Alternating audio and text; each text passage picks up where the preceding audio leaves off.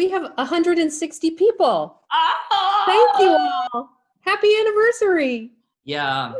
Only Hartford Stage, though, would start performances on April 1st. I think it speaks to our sense of humor as a company, our versatility, our wit, as it were. I think it's 5:00. So I think I can officially welcome us all, and people will be joining. What do you say, Scott? You're truly our That sounds all-powerful. great. I think we should go ahead and kick it off. Our all-powerful stage manager here, in almost a Thornton Wilder sense of the word. If you follow my meeting, we should probably do a collective reading of Our Town, if nothing else. I'm waiting still for a couple of our guests, I think, to arrive. Yeah, we're still waiting. I'm getting a note from a friend of mine who's very good with technology, who points out that the person speaking grabs the camera view. That might be a setting.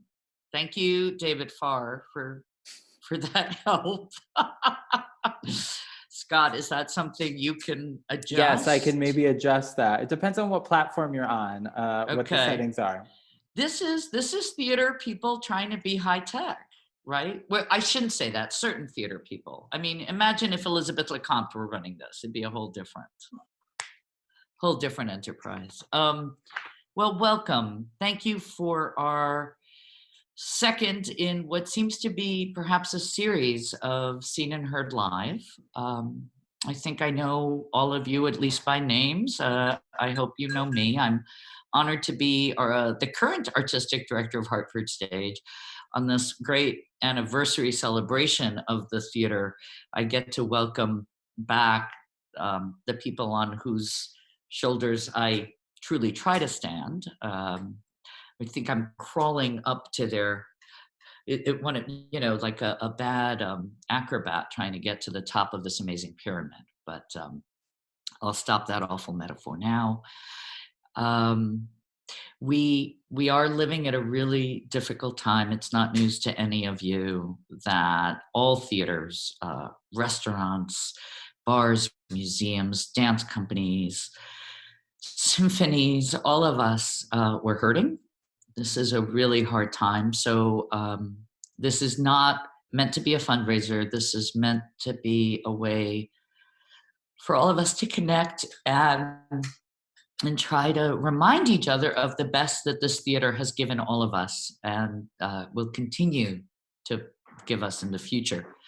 But I'd be remiss if I didn't say that any donation is welcome right now. So I'm very grateful to have an extraordinary partner in Cynthia Ryder, our managing director. So Cynthia, you might want to say more about that, and then I'll go on and introduce some of our guests. And I might up. I'm sorry. It's just these days. I know you're all, I'll just say, as I wrote in my last email, grief is with us in these hours. And I know just in the conversations Emily, Darko, Mark, and Michael and I have had just in getting ready for today, we're thinking of friends we've already lost to this virus. So Cynthia, sorry, over to you. Not at all. It is a very special day. There's so much going on in the world that I know everyone is carrying a very heavy burden, and I hope you're taking very good care of yourselves and your loved ones. It is the anniversary of the first performance of Hartford Stage in 1964 of Othello, and so the fact that we have 4 of the artistic directors with us tonight, I can't think of a better way to celebrate. And we have over 230 participants who have already logged on to join us. So I think that speaks to the extraordinary impact that Michael, Mark, Darko, and Amelia have had, that we all want to be together however we can. I'm drinking a Desdemoni, a special cocktail in honor. It's kind of terrible, but it's kind of fun. It's a serious time, but we also are trying to find some levity. As Amelia mentioned, we're really about connecting, but if any of you are able to give during this critical time, if you go to hartfordstage.org, we have 2 generous donors who have a challenge match of $50,000. We've raised over 30 to match that. And if you're able to join us, we'd appreciate it. We love even more that you're with us tonight. So thank you. I'll turn it back over to Amelia. Thank you. I want to point out that Emily Mann is with us as almost a kind of bridge between all the artistic directors at Hartford Stage. And very selfishly, a shout out, as many of you have heard me say before, my first professional regional work was assisting Emily in the production of Doll's House in 1986. And a certain actor, we had an extraordinary Dr. Ronk. Remember that? So Mark will join us soon. So in sort of preparing for this, as much as one can prepare for this live event, I asked Michael, Mark, and Darko about some of their, hello, there's Mark Lemos. Welcome, Mark.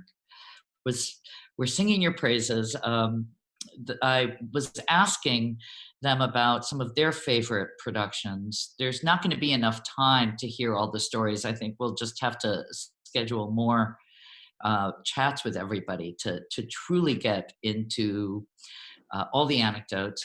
But I want to start by just showing some of there's an image that we dug up because Mark had mentioned his production of Cymbeline. So Scott, can we take a look at that image of? Yeah, of course. There's our, wait, I skipped a step. Did we want to first tell people how we're going to be using this platform? Sure.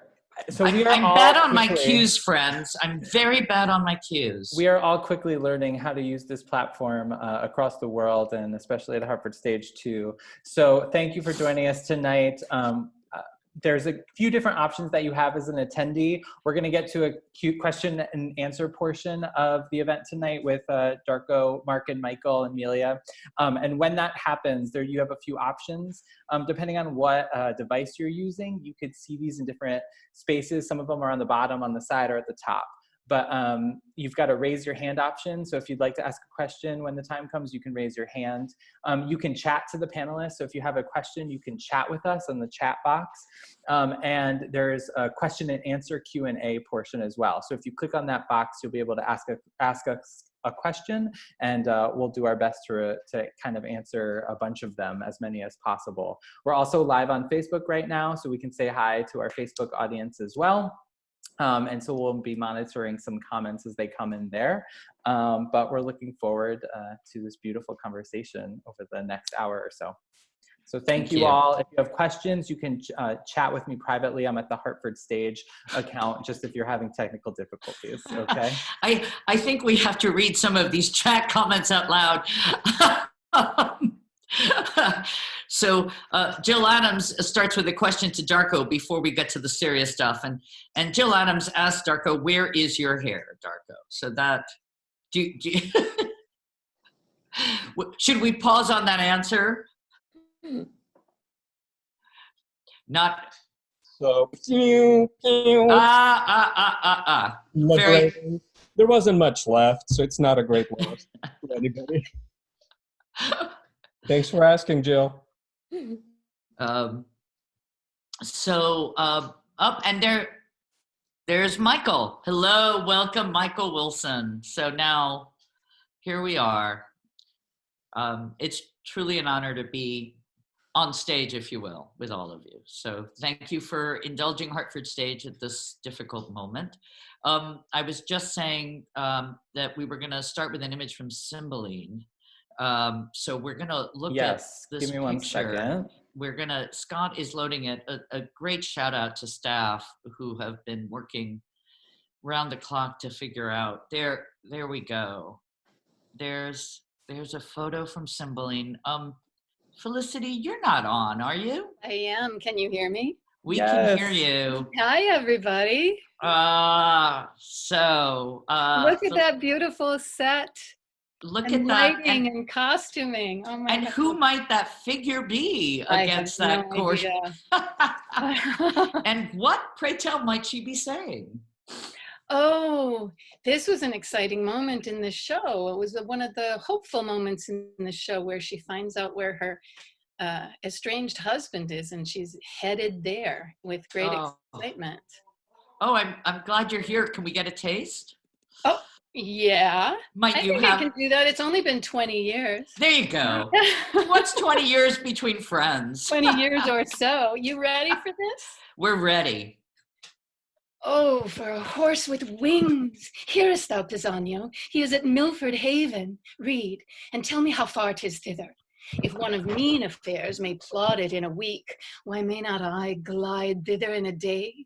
Then true Pisanio, who longs like me to see thy lord, who longs, oh, well, let me bait, but not like me, yet longs to, but in a fainter kind. Oh, not like me, for mine's beyond, beyond. Okay. Thank you. Thank you, Felicity Jones. That's what a gift. Yeah. What a wonderful way to start. So, on that note of the poetry, we have a couple of other guests, fans of our amazing directors that are here with me. So we'll sort of jump in and around. I guess I'm going to start by just asking Mark, Darko, Michael, where'd you go? You were here and now I'm not seeing you. I'm here. I'm here. Can you see me? Yes, yes. Hello. Welcome home. Welcome Hi. home to all of you. I really intend this first part of this to be a conversation among all of us, and to start us off by saying, you've shared with me some of your highlights of productions here at Hartford Stage, but I wonder, can you share with our, believe it or not, 258 folks who joined us. Thank you all so much. It means so much that you're here with us. Some thoughts. We know Cymbeline was one for Mark. If we stick with Mark's period for a moment, I will say that I have, in addition to my memories of working with Emily and Mark on Doll's House, a certain actor comes to mind, who I was privileged enough to see in Peer Gynt. Michael, you and I were talking about how extraordinary that Peer Gynt was. Yeah, I mean, if you think about Mark's 17-year tenure, he began, I believe, with Cymbeline, and then he more or less ended with Cymbeline, although Tiny Alice was certainly no coda act. It was a brilliant production all to itself, but I actually saw that production that Felicity just read that speech from, and it was gorgeous, and she was fantastic, and Mark was up to his old magical ways.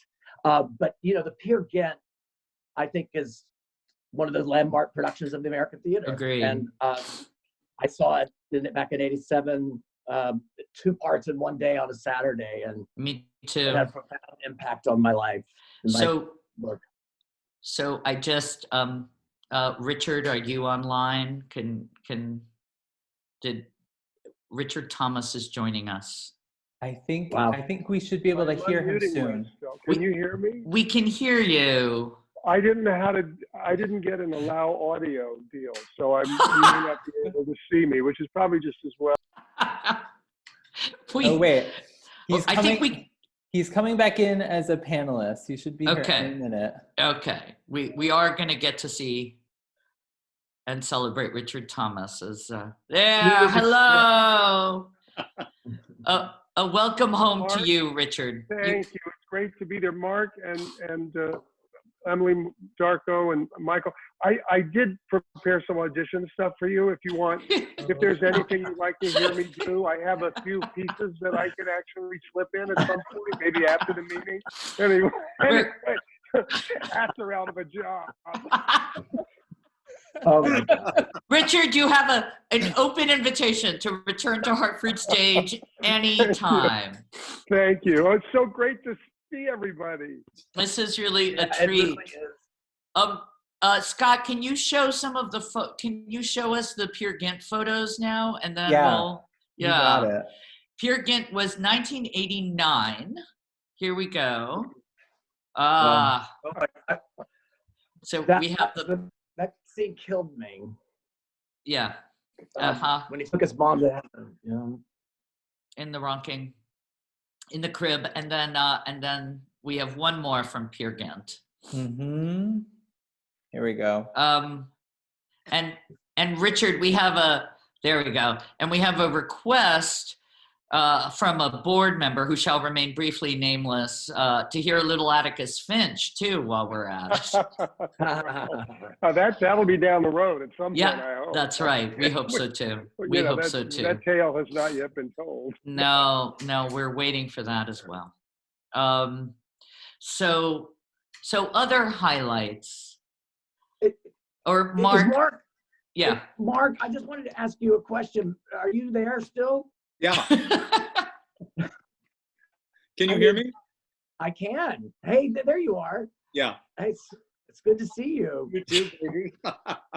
Hey, but Mark, tell me, wasn't your production of Peer Gynt, wasn't it going to BAM or was it going to Broadway? I mean, did Hawkinson fuck it up or what happened? I mean, David, I think you're online too, right? Well, sorry. tell I us, had to do Mark. that. Tell us, Mark, what happened? There were some exploratory conversations about maybe going to BAM, and I can't quite remember, it was so long ago, why that didn't happen. But we did talk, and they saw it, and they liked it very much. But we didn't do it. Yeah. Does that burn in your memory, Mark, that production? Oh yes, I mean it was such a feat of everyone's strength, you know, to be able to pull it off. Richard more than anybody, but also Jerry Baman creating this text, and I mean John Conklin and Pat Collins designing it. We all worked so long and so hard. Yeah. The company bonded behind Richard. Richard's a great company leader, and so he had everybody in the palm of his hand, including yours truly, and that really makes, as you know, directors, you know, makes an enormous difference when you have a leading actor who is that invested and that much of a company person. And we were exhausted. I don't know how Richard went on to actually play it. Once we opened it, I think Pat and John Conklin and I thought we needed to go to a home or something, the actor's home in Jersey or whatever. We were just exhausted beyond belief. And there I'd walked into the theater and there was a whole company doing this amazing work. The one thing I will say that in blowing our own horn, is that when Ingmar Bergman, the great director who I've all admired all my life, and even saw some of his theater work, when he brought his Peer Gynt to BAM, I remember one or two New York critics saying it wasn't as insightful as Richard's, and that meant a lot. Yeah. Yeah. Oh, That's pretty. I didn't know that. Yeah. There you go. I wish I'd read those pieces. Sorry. I have to say though, I do have to say thank you, Mark, for your kind words about my leadership. But I remember very well one day in rehearsal in the second half, I don't know, about maybe 8 hours into the performance, there in the second half of the show, I was really having a sort of crise de foi, a little crisis of faith on a thing, and I didn't know how to make a transition into this one thing, and I was there, and I expected a little hand holding, and Mark came up to me in his inimitable way and said, you know, you can't get weak here. You have to lead. You have to be strong about this. You have to decide. This is you. Wow. You've got to do it yourself, and you've got to just commit to it, and you have to be strong. And my God, it was the greatest thing, because I thought, don't look. What he was saying was, don't look down. There's no net. Don't look down. That's just right. Keep going forward. We're all behind you, so don't stop. That's awesome. But I think it was incredible advice. I think anybody that saw that production has never looked down. Right. I mean, I think it was one of those explosive productions that just made you realize how powerful and there were no limits to what theater can do. I mean, what you did with the space and that story, it was scary, funny, terrifying. It was so profoundly moving. Thank you, Michael. Thank you so much. Oh, God. And I'll then sort of, just because of time, I will move us to Michael's ears, right? I know it's impossible.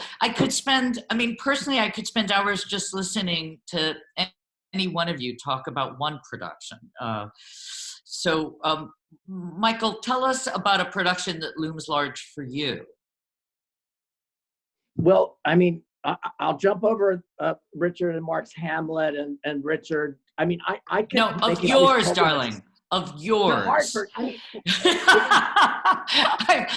mean, I'm gonna I'm push gonna do Darko that. in the same way. And here's why I'm off the hook. You realize in my first season, I've yet to get to direct on our stage as artistic director.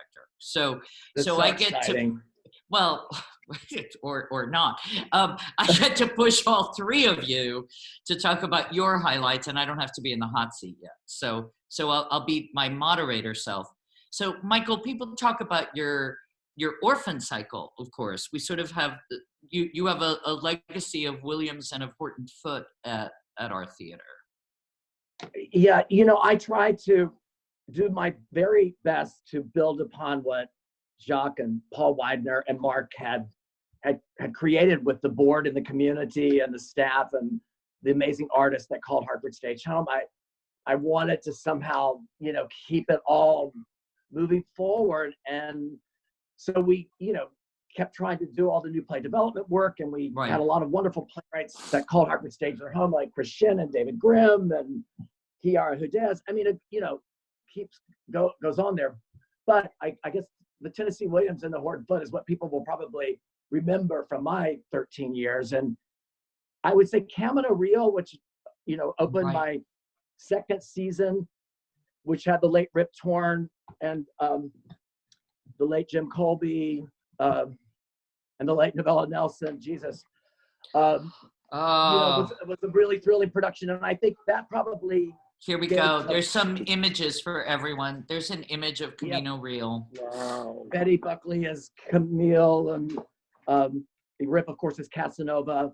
Oh. And John Gramado wrote this original, there's a fantastic score for it. And we actually musicalized half the play and turned a lot of Tennessee's arias for Camille. Betty sang them as songs. And Brustein came and he wasn't a big Tennessee fan, but he loved it. He gave it a big thumbs up in the New Republic. And that was exciting to have that play that's so kind of, it's surreal, really. Yeah, it's, yeah.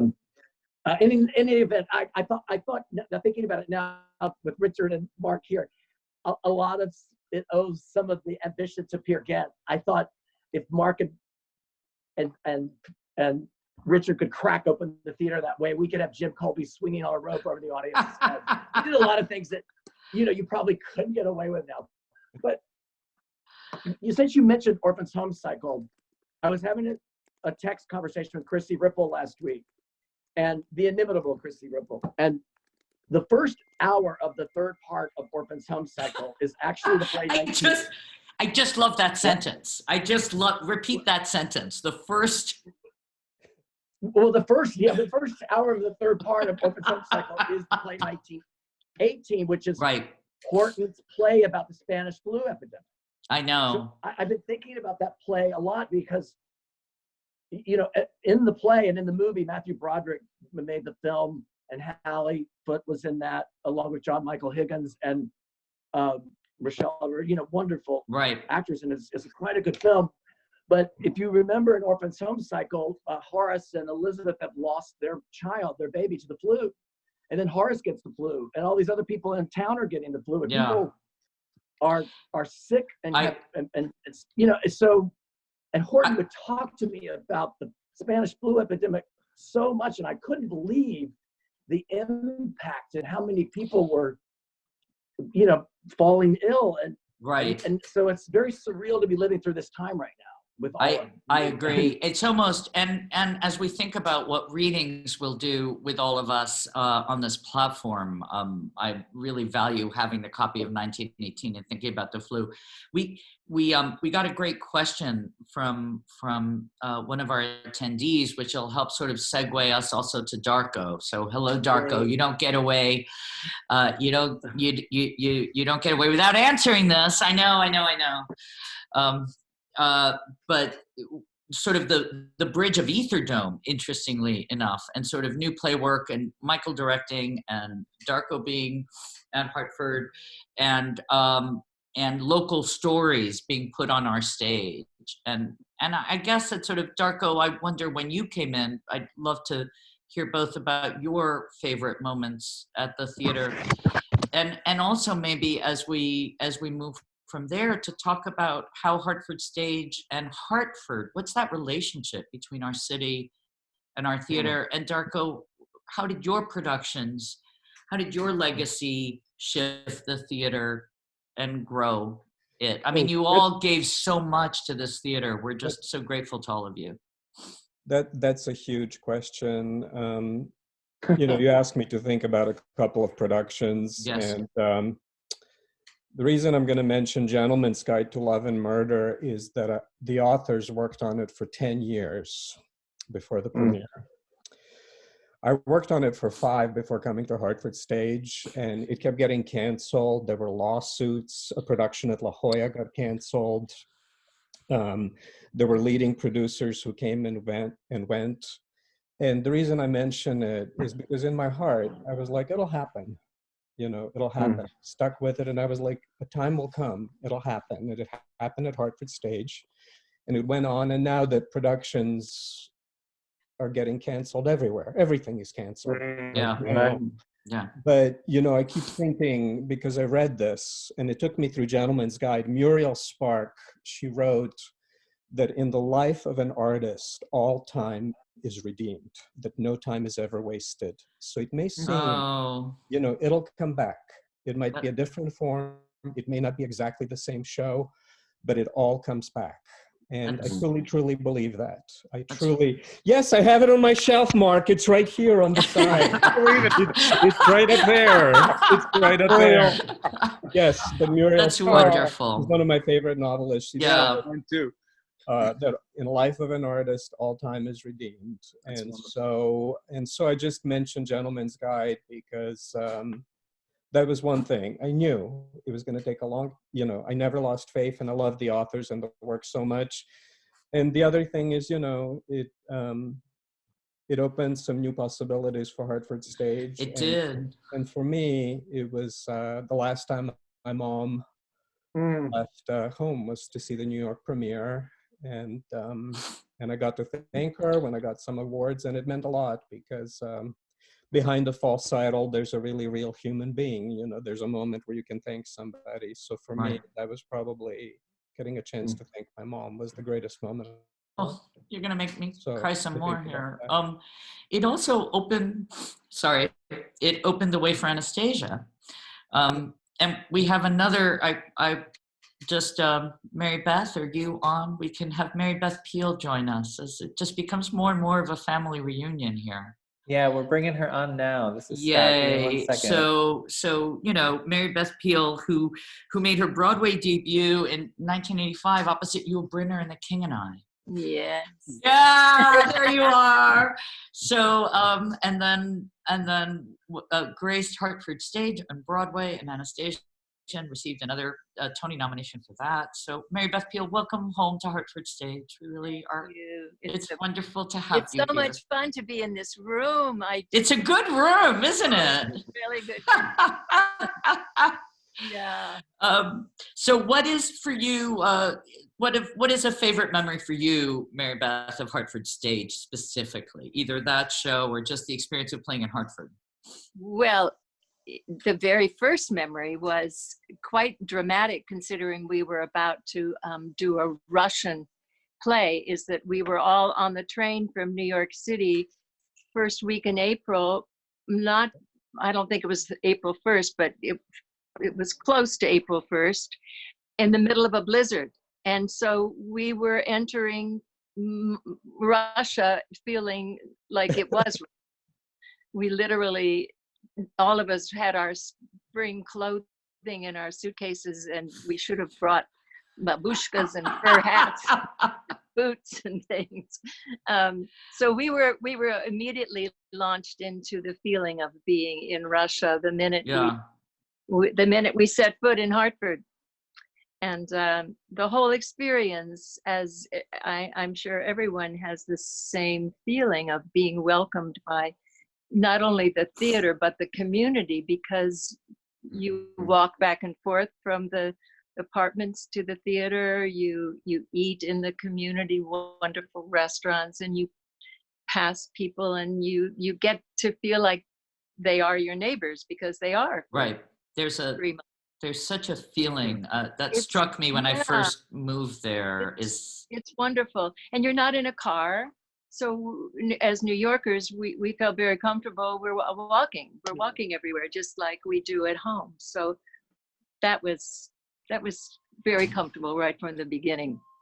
I'm seeing, different comments from people who've joined us about how wonderful it is to see all of you and their memories. And go ahead, Darko. I'm sorry. Something. Just the reason I wanted to have Mary Beth on is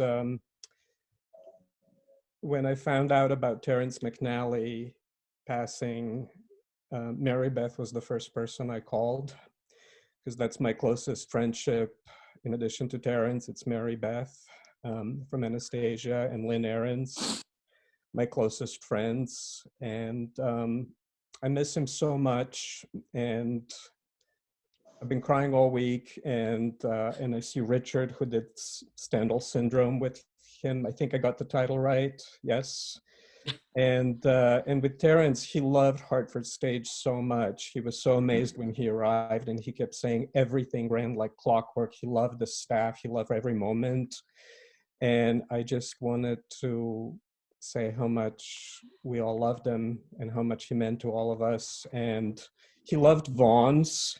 He loved that pub. It turned out that Terrence really loved fried food. Who knew? Yes. It was his favorite. That's right. I remember he was like a child. He was so excited every time we decide where we were going to go eat. That's great. Well, I want to make sure that all the folks who've logged on, all 251 attendees, thank you all, to open it up for questions to all of you.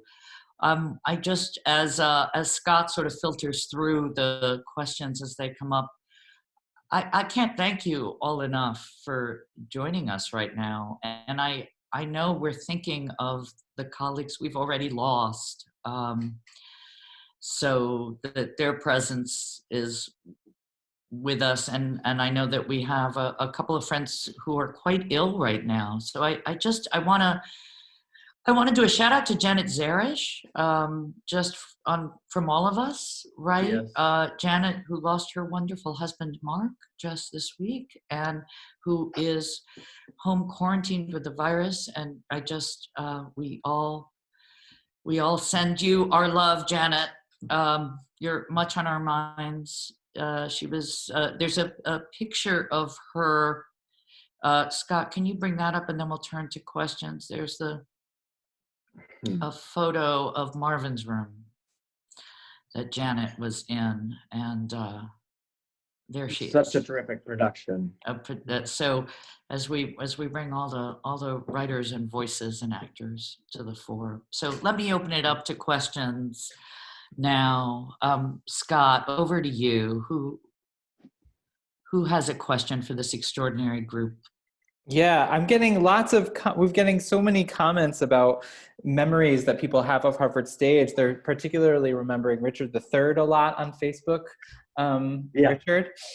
Let's see. And there is the comment, it's true, I didn't mention it, but Janet was an extraordinary Mrs. Lind in our doll's house. That was, so that is another thing that brings us together. And Mark, you had mentioned her and Brad Whitford in Midsummer. So there's just so much history here. I guess I'll ask a question while we're to all of you of how do you feel Hartford audiences are different or similar to audiences at other theaters that you're either running or have worked at or in all your travels? What is different or the same about having a show at Hartford Stage in downtown Hartford in your mind? Emily, Emily looks like she has a thought. You're muted. But I don't know if there's actually a thought in my head. Well, you looked so thoughtful, Ms. Mann. No, and that is half the challenge here. I'll try to, now that I can see myself, try to do that often. Do so that I look, that like I have a smart, lot that of that thoughts in my smart head. look. We'll Yeah, all do our that smart look. Okay. Yeah.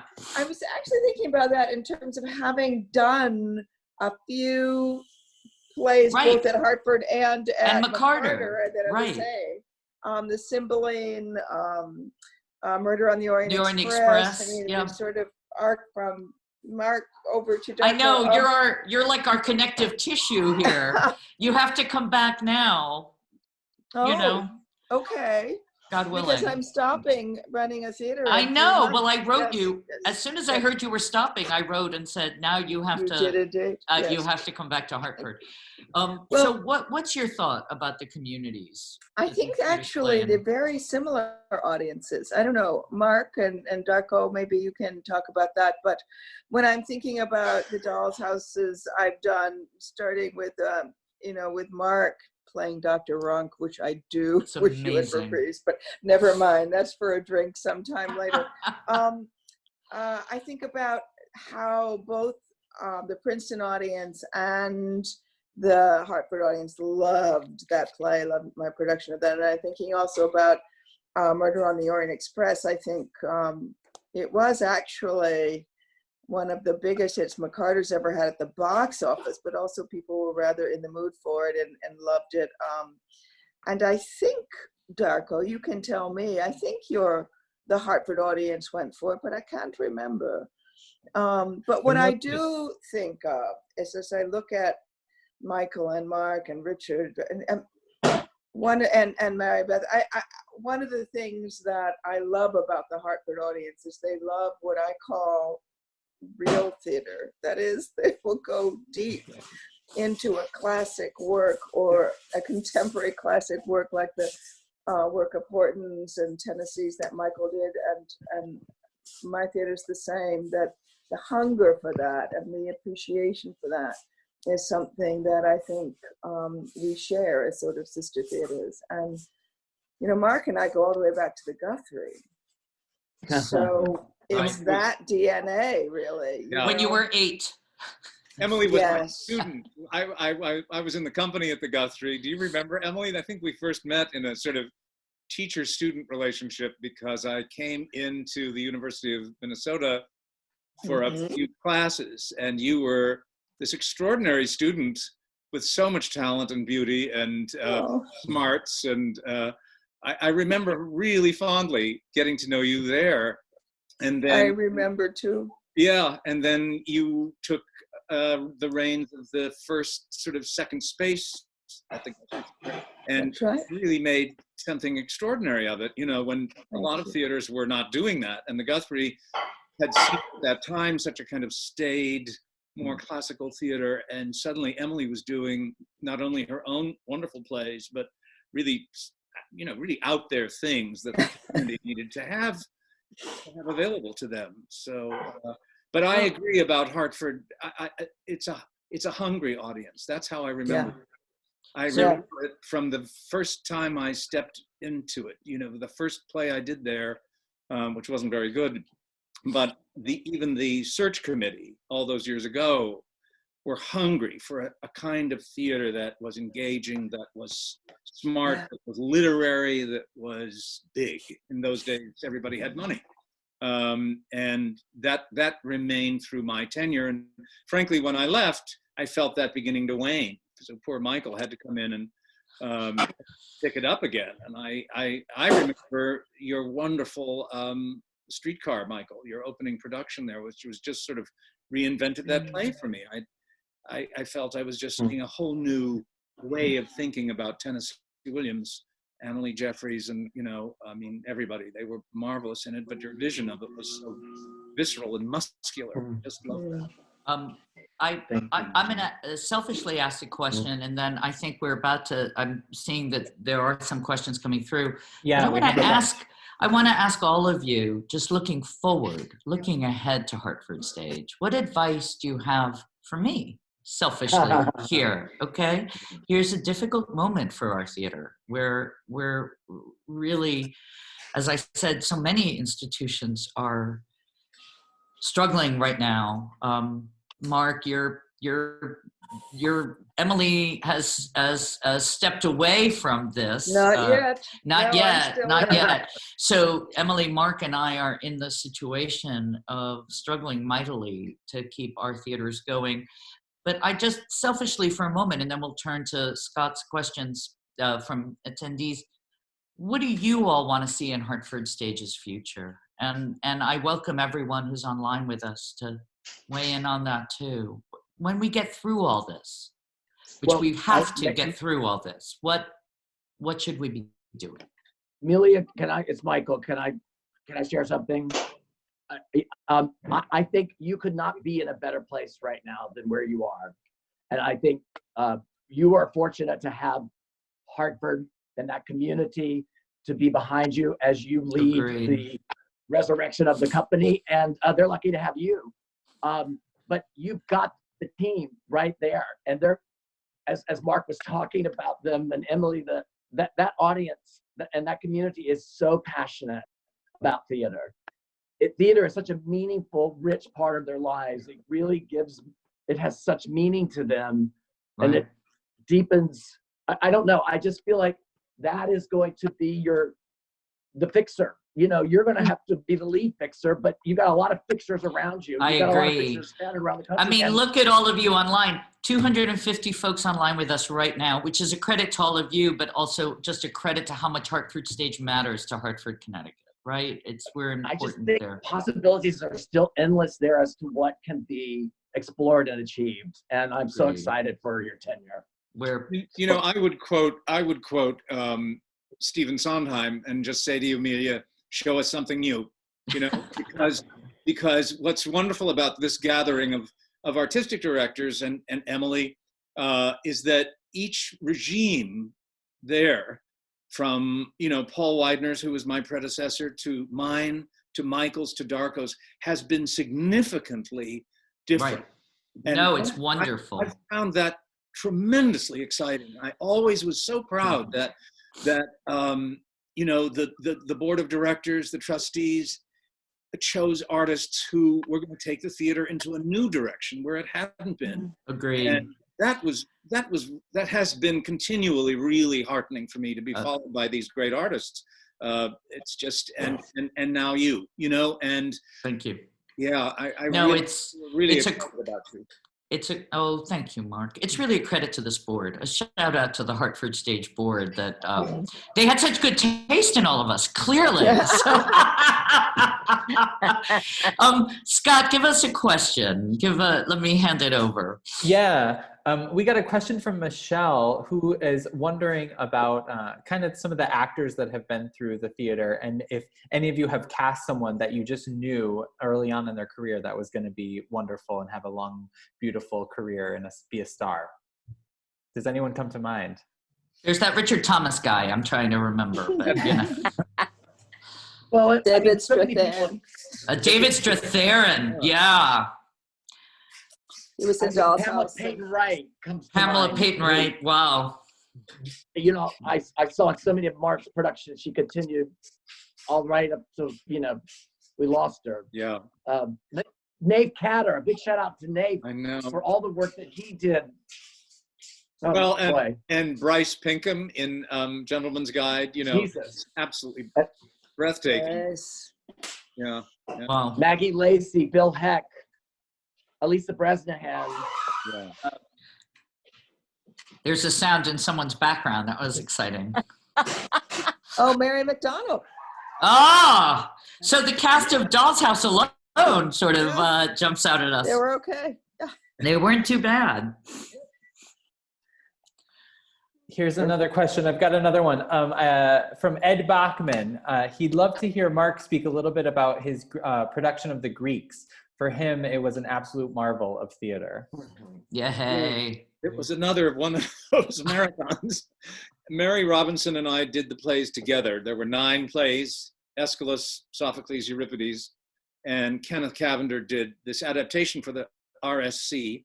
And then he redid them all for us because he wanted my vision of what the plays could be, because they're so open to a spectacular array of interpretations. And we worked very, very closely together. He changed every play And we had an amazing company of course, mostly women, because every play had a chorus.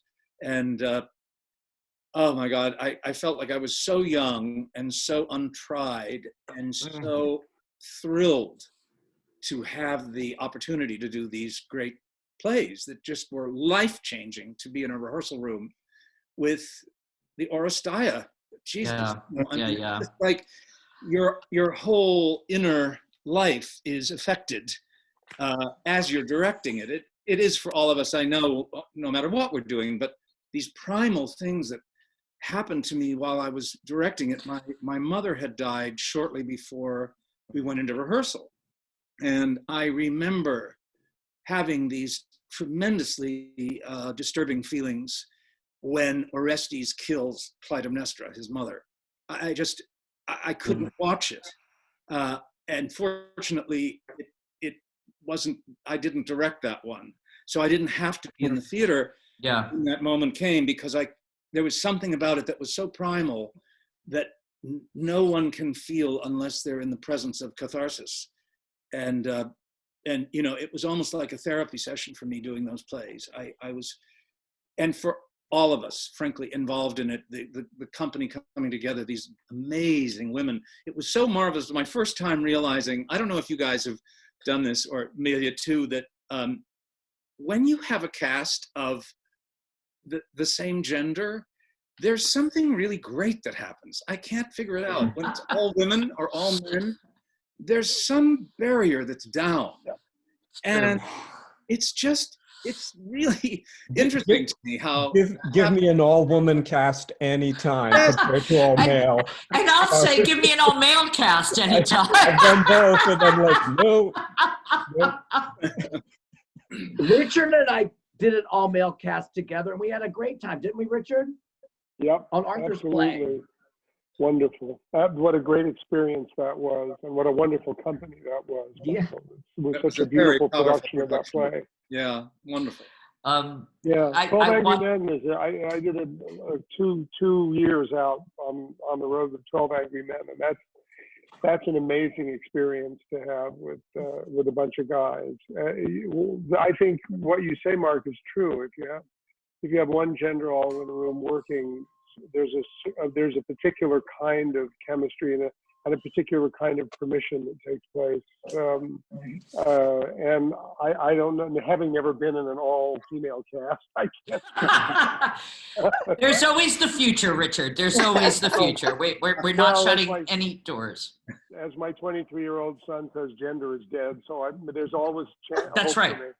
This is why we have 23-year-olds, is to remind us of this. Scott, is there another? Yeah, there's a great question from James Belasco, who wonders if there's a show hi, James. Nice to see James on here. Yeah. If there's a show that didn't do well at the box office, but that you're really proud of and that you thought was really important to program. Great question. Great question. Well, I feel like my production at Hartford Stage for you, Michael, did not do well at the box office, if memory serves. Eddie Sanchez's Diosa. But you know what? That's not my memory of it. Is that love right? The production so much. I thought it was so theatrical and like a Hollywood, 40s, 30s. But I remember it took us a while to sort of get audiences with us. I wonder if folks who have joined, that might just be, my glass half full kind of memory of it, of loving the production and not really knowing how it was sitting in the community at the time. I mean, believe me, it wasn't one of the shows that did like 30,000 in single tickets. That would have been like, Pearls for Pigs, I guess, Mark. Okay. All right. Wait, thank you for that. I have two disclaimers. One is that when I first moved to Hartford, I said to people, so tell me highlights. What did you loved at Hartford Stage and what did you not? Mark, 201, Pearls for Pigs. And I have to say, I will now out myself as a huge Richard Foreman fan. Huge Richard Foreman fan. But when I wrote in my last Seen and Heard that we would discuss Pearls for Pigs, I had a couple of people write to me saying how much they'd loved it. So I here to the Richard Foreman fans out there, but Oh, yeah. I love that I had that title to toy with in this invitation. You know, I wanted to mention I had just arrived at Hartford Stage, and Michael had programmed a beautiful play by Chiara Allegria Hudis, Yep. and we had that fluke snowstorm in September, October. Trees with leaves were falling down. One of our board members, a tree smashed into his kitchen. Oh, Nobody geez. showed up at the theater, and it was so sad. And you know, we never got our footing because of the weather. But Right. there was this beautiful play, Water by the Spoonful, but it did win the Pulitzer. It did and win the went on Pulitzer. to So deep there you national go. impact. So thank you, Michael, for programming it. Yep. And thank you, Darko, for taking such lovely care of that play and your beautiful hands across the country when it won. That was a sweet call you made to me. God bless. It's a It's a beautiful play too. My God. And you know, there's an example too of why Hartford's so unique. Chiara came up, did her residency, and did this intense, you know, residency over at the Institute of Living, and really created a lot of those characters from real life stories of people that were in programs there, either in full-time residency or day programs. And the play is very authentic. Yeah. I would say that one of the things that is extraordinary to me about Hartford Stage is how connected everybody who's worked there stays to the institution. I mean, witnessing this event in and of itself, and also to be number 6, and to Michael, you were great about my being appointed talking about our numbering here. So I meant to say this at the beginning, but you know, we welcome. As we go by numbers, I did invite Jacques. I hope he's okay. I was not able to reach him. I did reach out, and we did lose Paul, right? So yes, God bless Paul. That is, to just name them both, because here, you know, that there's 6 artistic directors, and that 5 are still in dialogue is kind of amazing. Also, since you brought up Paul, and since we're still very close to Pearls for Pigs, it was Paul Widener, I believe, that said. I just have to point out, someone just wrote, Pearls for Pigs is why they left the theater for 10 years. So we're glad you're back. But go ahead, Michael. But Pearls, Paul Widener said it's important out of the 6 plays that you have one walkout play a year. Yeah. I mean, because if you don't, then you're not pushing the envelope of the form. You're not challenging audiences to kind of rethink about how they think about theater and storytelling. And so Paul was always a big advocate in 2020 Vision. Also, I have to give credit to Darko for the numbers. I think he's the one that really kind of leaned on our numbers more than I did. I love it. I like being 4 to his 5 to your 6 to Mark's 3, you know, and I miss our number 2. I miss Paul. Yeah. I have to say, though, you know, it's a sign of the changing times that in those days you could have a play by Richard Foreman created from scratch on the stage of the Hartford Stage, a play that reveled in ambiguity and incomprehensibility. Right. It was impossible to take your eyes off of. Yes, people loathed it because it didn't necessarily mean something to them. But in those days, you could do one of 6 that was like that and still not have people leave, except those people who did. But I mean, generally, our audiences grew and stayed steady. And every year, there would be at least one play that people really, you know, a lot of audiences didn't connect to. When we first did Marisol, you know. I love, I know, but they, you know, that was the, sort of the vanguard of Latin playwriting, you know, American playwriting here. And we were the first to do it. Michael Greif directed this beautiful production of it. And it really turned a lot of people off because the world of the play was dark, a lot like today, actually. It's mentioned in the Times today as one of those apocalyptic plays, and we were actually talking about maybe doing a revival of it next season at one point. You should. Having worked with Jose, but I mean, I will say that for me is such a huge challenge of our theaters now. in my sort of meet and greet tour with many of the folks who are attending this, our attendees for this event, I was saying that one of the reasons to get a subscription is so that you can walk out on a play if you want to. that the issue isn't walking out, the issue is not coming.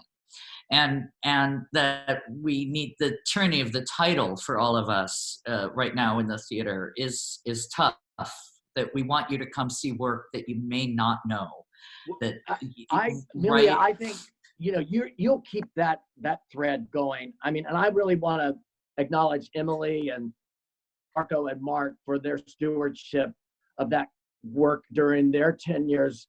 Like Emily, your play Greensboro, a Requiem that you wrote and directed at Carter, that just shook me because I grew up in Winston-Salem, one town over from the events of that.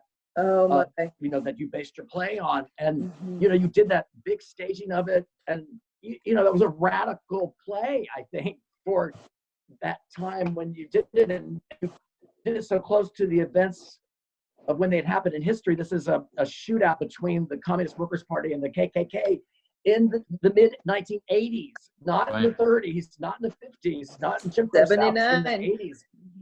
It was shocking. I mean, it was kind of terrifying at the time, but I went and saw your play and production. I just was like going to church. It was so beautiful, and it really gave me such greater clarity, even though you never reduced the complexity. And Mark, your Tiny Alice, I think is not only, bravo to you and you wrapping your hands around Edward's problem play, one of his problem plays, and Emily's gone there too, but and also is a testament to audiences and how they can be so wonderfully adventurous, and because they really were riveted by that production. And that was a great way for me to start, having to negotiate between you and Edward. You guys were funny. You were both doing such great work together. I'm in this terrible position of realizing it's 3 minutes to 6, and I promised everyone that this would be an hour. There's clearly so much else to say. Before we wrap up, we started something last week that I'd like us to continue with. It's 2 parts, so bear with us. We're going to start bringing everybody on, and we're going to read a poem as a community, okay? And so we have a group of you that have agreed to read. We have a couple of ringers here, I will admit. There will be some friends joining us. There's Mike Stotts joining us. Wow. Reed. Gordana Rashevich is coming. There's Jill Adams. It's a family night, friends, right? So we've got Jill and Mike Peter. There's our Mark Twain colleague here. So Hartford lives. Malena, our apprentice, who we had to very sadly, end our apprenticeship program early. So, Malena, bienvenida, querida. Gracias. Te extrañamos mucho. Jennifer Smith-Turner, our board chair. Jennifer, are you on, at least audio? If not. Not yet. She's coming on. Okay, so we're bringing Jennifer. Emilio, ¿has llegado, Emilio Delgado? We also have from Quijote Nuevo, from this season, the wonderful Emilio, who played Quijote for us. So I hope Emilio is logging on. Yeah, these folks should be on in just a second. So it's, and Gordana Rashevich is with us too. So, yay. Kira, welcome. Kira, one of our Heart students who, because we've had to postpone our Wilderness, we don't get to be working together right now. We should have started, we should be starting rehearsals for that on Tuesday. Yes. So very sad that we're not going into rehearsal on Tuesday. Tanisha, are you on? Nina, we're missing a few. Gordana was gonna call in, I know, right? Yeah, I think she's here. Gordana, can you hear us? I can hear you, but I don't know if you can hear me. Great. We can hear you. Oh, great.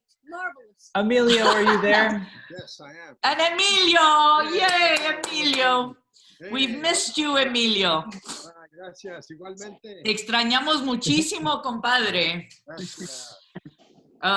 So I think we're on. Just about everybody, yeah. Yeah, what a great gathering of staff, apprentices, friends of the theater, artists who've connected with us. So Cynthia, will you start us off? I will. We're going to be reading Everyone Sang by Siegfried Sassoon. Everyone suddenly burst out singing. And I was filled with such delight. As prison birds must find in freedom, winging wildly across the white. Orchards and dark green fields on and out of sight. Everyone's voice was suddenly lifted. Belleza resplandeció al atardecer, and beauty came like the setting sun. My heart was shaken with tears, and horror drifted away. Everyone was a bird.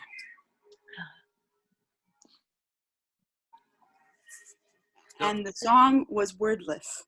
The singing will never be done. That's the poem. Siegfried Sassoon. Thank you all. It was beautiful. We're gonna, now comes our favorite part. Does everyone have a glass with something in it we need to toast? No. Did you drink your wine, Emily? Go get more. I know, and I don't have my drink either. If Chuck's still online, I should make him, run and get me my signature scotch here so I can toast with him. Thank you, Peter, for the offer. That's wonderful. We're inviting many others in. We're inviting all of you. We want to see all your faces. Oh, my daughter's coming to my rescue, I think. So I can have a glass in hand. There's nothing that speaks more to the importance of our theater than all of you being with us, spending time. Hi, Candace, Chrissy, everyone joining, seeing your faces. I don't know if Walt's on this week. Last week I got to say all the Shana Punim and got a laugh from Walt. So a little Yiddish for everybody. Gordana, we see you now. So everybody join. Thank you. Thank you. Thank you all for lighting up our theater. Here we go. Everyone lift a glass as you're all joining to Hartford Stage, to its extraordinary past and to its future, right? You are all part of what Hartford Stage needs to do next. So cheers, thank you. Do donate. I mean, please, if you can. I know these are hard times, so if you can't donate financially, join us again next week. We'll keep this going. So next week we're going to do a little earlier because it's Passover next Wednesday. So some of us are going to do some sort of virtual brisket. I'm not sure how, but we'll figure it out. For now, for this week, health, good cheer. Okay. I'll end with a line that one of you sent me, and I'm grateful for it. Michael will return Ellen Ingram sent us a line of Amanda Wingfield's. So we'll just say that life calls for sparkling endurance. So thank you. Thank you all to Hartford Stage, and I hope I see many of you next week. So be well. Thank you to our extraordinary guests. Thank you, everybody, for joining. And we've got a lot of folks on. Yeah. A lot of folks. So cheers, everybody. Cheers. Yay, to Hartford Stage, to Hartford Stage. Hallelujah. Hallelujah, indeed. Thank you, everybody. Yes. Take care, all.